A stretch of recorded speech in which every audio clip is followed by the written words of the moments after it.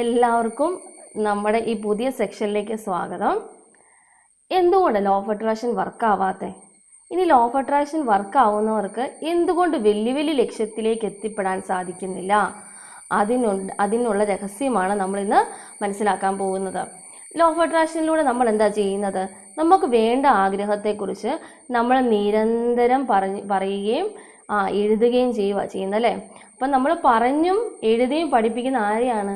ബ്രെയിനെയാണ്. അപ്പം നമുക്ക് അനുകൂലമായൊരു സിറ്റുവേഷൻ വരുമ്പോൾ ഈ ബ്രെയിൻ എന്ത് ചെയ്യത്തില്ല? ഒരു ഇൻ്റലിജൻ്റ് ആയിട്ടുള്ള ആക്ഷൻ എടുക്കത്തില്ല. നമ്മളെ കൊണ്ട് ആക്ഷൻ എടുപ്പിക്കും, പക്ഷെ അതെന്തായിരിക്കും? ഒരു റോങ് ആയിട്ടുള്ള തെറ്റായിട്ടുള്ള ഒരു ആക്ഷൻ ആയിരിക്കും. അതുകൊണ്ടാണ് നമുക്ക് എന്ത് ചെയ്യുന്നത്? ഈ ലോ ഓഫ് അട്രാക്ഷൻ വർക്കാവാത്തത്. എന്നാൽ നമ്മുടെ എല്ലാവരുടെയും ജീവിത വിജയത്തിന് ആവശ്യമായിട്ടുള്ള 4 കാര്യങ്ങളുണ്ട്. ഈ 4 കാര്യങ്ങളുടെ അറിവില്ലായ്മ കൊണ്ടാണ് നമുക്ക് എന്തില്ലാത്തത്? നമ്മൾ ആഗ്രഹിക്കുന്ന ലക്ഷ്യത്തിലേക്ക് നമുക്ക് എത്താൻ സാധിക്കാത്തത്. ആ 4 കാര്യങ്ങൾ ഏതാണെന്നൊക്കെ അറിയാവോ? 1 മൈൻഡ്, 2 ബോഡി, 3 സോള്, 4 ബ്രെയിന്. ഈ 4 പേരും ഒരുപോലെ പ്രവർത്തിച്ചാലേ ഉള്ളൂ ഒരു ഇൻ്റലിജൻ്റ് ആക്ഷനിലൂടെ നമുക്ക് സക്സസ്സിലേക്ക് എത്താൻ സാധിക്കത്തുള്ളൂ. ഇതാണ് എല്ലാ മാനിഫെസ്റ്റേഷൻ്റെയും പുറകിലുള്ള രഹസ്യം. അതായത് മൈൻഡ്, ബോഡി, സോള്, ബ്രെയിന്, ഇവർ 4 പേരും ഒരുപോലെ പ്രവർത്തിച്ചെങ്കിൽ മാത്രമേ നമുക്ക് സക്സസ്സിലേക്ക് എത്താൻ സാധിക്കത്തുള്ളൂ. നമ്മളിപ്പോൾ എന്താ ചെയ്യുന്നത്? നമ്മൾ നമ്മുടെ ബ്രെയിനെയാണ് എന്ത് ചെയ്യുന്നത്? പറഞ്ഞു പഠിപ്പിക്കുന്നത്. ബാക്കി 3 പേരെ നമ്മൾ എന്ത് ചെയ്യുന്നില്ല? മൈൻഡ് ചെയ്യുന്നില്ല. ബാക്കി 3 പേരയിലുമാണ് എന്തിരിക്കുന്നത്? ശക്തി ഇരിക്കുന്നത്. നമ്മൾ 3 പേരെയും പറഞ്ഞു പഠിപ്പിക്കുന്നില്ല. നമ്മൾ എന്ത് ചെയ്യും? ബ്രെയിന് മാത്രമാണ് ഫോക്കസ് എടുക്കുന്നത്.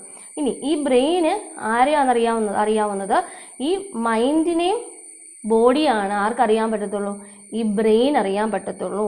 സോളിനെ ആർക്കും അറിയാൻ പറ്റില്ല. കാരണം നമ്മൾ ജനിക്കുന്നതിന് മുമ്പ് തന്നെ നമ്മുടെ അമ്മയുടെ ഉദരത്തിൽ നമ്മളായിരിക്കുമ്പോൾ തന്നെ ദൈവം എന്ത് ചെയ്തു? നമുക്ക് ആ ഒരു ശക്തി, ആ സോൾ പവർ തന്നു. നമുക്ക് ജനിച്ചതിന് ശേഷമാണ് നമുക്ക് ആരെ കിട്ടിയത്? Body, mind, brain. ഇവർ 3 ഒരുമിച്ചാണ് വന്നത്. അതുകൊണ്ട് ഇവർ 3 എപ്പോഴും ഒരുമിച്ചേ നിൽക്കത്തുള്ളൂ.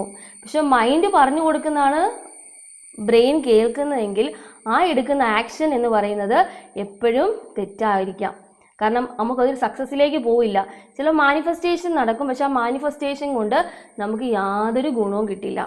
എന്നാൽ ഈ സോള് പറയുന്നത് മൈൻഡിന് മനസ്സിലാകുകയും മൈൻഡ് ബ്രെയിന് പറഞ്ഞു കൊടുക്കുകയും ബ്രെയിന് ബോഡിയെ കൊണ്ട് ഇൻ്റലിജൻ്റ് ആക്ഷൻ എടുപ്പിക്കുകയും ചെയ്യുമ്പോഴാണ് നമുക്ക് സക്സസ് ലഭിക്കുന്നത്.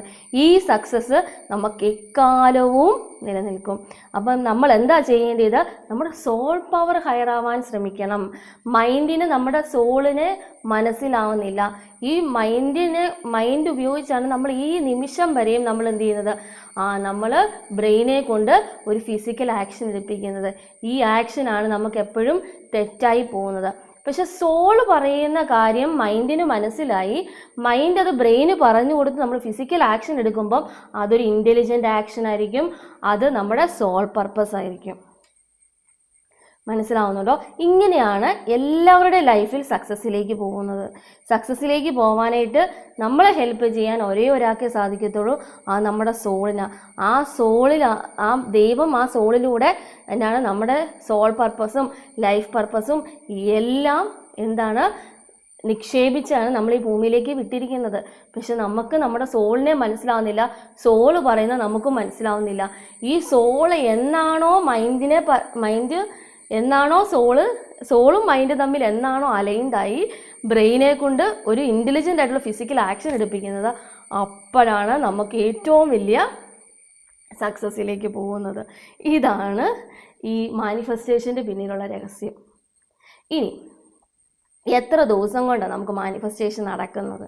ഇനി അതല്ലേ എല്ലാവർക്കും അറിയേണ്ടത് അല്ലേ? മാനിഫെസ്റ്റേഷൻ്റെ പിന്നിൽ രഹസ്യം എന്താണ്?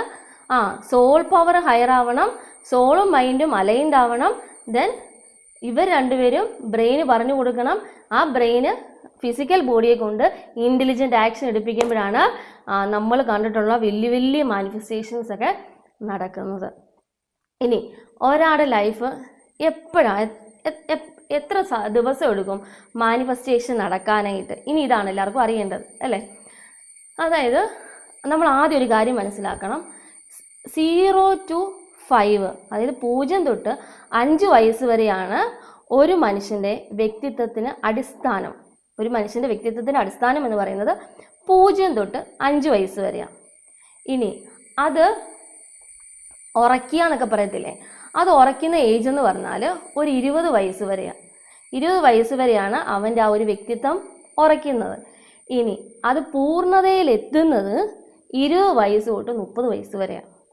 ഇപ്പം നിങ്ങളുടെ വയസ്സ് എത്രയാണെന്ന് ആദ്യം നോക്കണം. ഈ വയസ്സും കൂടെ നോക്കിയിട്ടാണ് നമ്മുടെ സോൾ പവറിന് നമ്മൾ ഹയർ ആക്കുന്നത്. ഇനി അടുത്തത്, നമുക്കൊരു മൈൻഡ് സെറ്റ് ഡെവലപ്പ് ചെയ്യാനായിട്ട് ഒരു ദിവസം മതി. പക്ഷെ ഒരു ശീലം, ഒരു ഹാബിറ്റ് ഡെവലപ്പ് ചെയ്ത് വരാനായിട്ട് 21 ദിവസം വേണം. മനസ്സിലായോ? ഈ നമ്മൾ കൊടുക്കുന്ന ഈ നിർദ്ദേശങ്ങൾ സബ് കോൺഷ്യസ് മൈൻഡിലേക്ക് പോകാനായിട്ട് എടുക്കുന്ന ദിവസം എന്ന് പറയുന്നത് 90 ദിവസം തൊട്ട് 180 ഡേയ്സ് ആണ്. 90 ദിവസം തൊട്ട് ഈ 180 ദിവസത്തിനുള്ളിലാണ് എന്ത് ചെയ്യുന്നത്, നമ്മുടെ ഈ സബ് കോൺഷ്യസ് മൈൻഡ് നമ്മൾ കൊടുക്കുന്ന ഈ ഡേറ്റയെ ആക്സെപ്റ്റ് ചെയ്യുന്നത്. പിന്നെ നമ്മുടെ പഴയ വ്യക്തിത്വം നമുക്കൊന്നും ചെയ്യാൻ പറ്റില്ല. നമ്മുടെ ചിന്തയിലൂടെയും അതുപോലെ ശീലത്തിലൂടെയും നമുക്ക് എന്ത് ചെയ്യാൻ പറ്റും, പുതിയൊരു ട്രാൻസ്ഫോർമേഷൻ നടത്താൻ പറ്റും. അതിനെടുക്കുന്ന സമയം എന്ന് പറയുന്നത് എത്രയാണ്, 365 ദിവസം തൊട്ട് 1100 ദിവസം വരെയാണ്.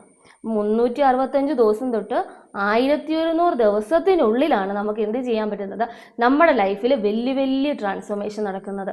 പക്ഷെ ചിലർക്കൊക്കെ 21 ദിവസം കൊണ്ടൊക്കെ നടക്കുന്നുണ്ട്. അന്നേരം അവരറിഞ്ഞോ അറിയാതെയോ അവരെന്ത് ചെയ്യാണ്ട് അവരുടെ സോൾ പവർ ഹയർ ആക്കാനുള്ള കാര്യങ്ങൾ ചെയ്തിട്ടുണ്ടാവാം. അല്ലെങ്കിൽ അവരുടെ കാർമികമായിട്ടുള്ള സൈക്കിൾസ് അവർക്ക് അവിടെ റെഡ്യൂസ് ചെയ്തിട്ടുണ്ടാവാം. ഈ ഒരു അതുകൊണ്ടാണ് ചിലർക്ക് 21 ദിവസം, ചിലർക്ക് 66 ദിവസം കൊണ്ടൊക്കെ 21 ദിവസം തൊട്ട് നമുക്ക് എപ്പം വേണേലും മാനിഫെസ്റ്റേഷൻ പ്രതീക്ഷിക്കാം.